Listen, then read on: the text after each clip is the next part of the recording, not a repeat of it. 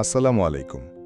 আমি আজকে স্কেবিজ বা খোসপাচড়া চুলকানিজনিত একটি সংক্রামক রোগ সম্পর্কে আলোচনা করব, যা আমাদের দেশে এখনও একটি গুরুত্বপূর্ণ জনস্বাস্থ্য সমস্যা।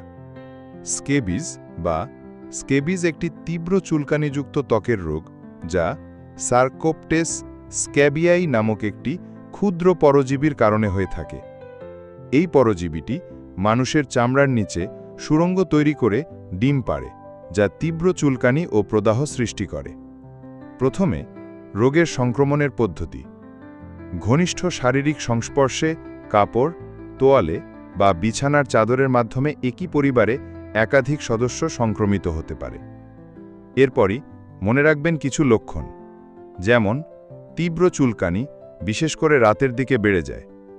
এছাড়া হতে পারে লালচে গুটি বা ফুসকুড়ি। সাধারণত আক্রান্ত স্থানসমূহ: আঙুলের ফাঁকে, কবজি ও কনুই, নাভির চারপাশ, স্তনের নিচে, যৌনাঙ্গ ও নিতম্বের আশেপাশে।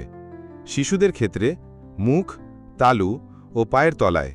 হবে স্কেবিজ বা খোসপাচড়া নিরাময় করা সম্ভব, কিন্তু রোগীর পরিবারের সকল সদস্য ও ঘনিষ্ঠ যোগাযোগকারীদের একসাথে চিকিৎসা করতে হবে।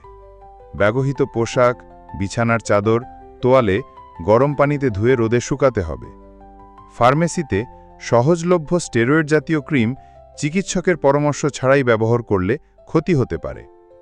প্রতিরোধমূলক ব্যবস্থা হিসেবে ব্যক্তিগত পরিচ্ছন্নতা রক্ষা, সন্দেহজনক রোগীদের আলাদা রাখা, স্কুল, হোস্টেল, ঘনবসতিপূর্ণ এলাকায় সচেতনতামূলক কার্যক্রম বৃদ্ধি করা জরুরি। স্কেবিজ একটি সাধারণ কিন্তু অবহেলিত চর্মরোগ, যা সময়মতো চিকিৎসা ও সচেতনতামূলক পদক্ষেপ নিলে খুব সহজেই নিয়ন্ত্রণ করা যায়।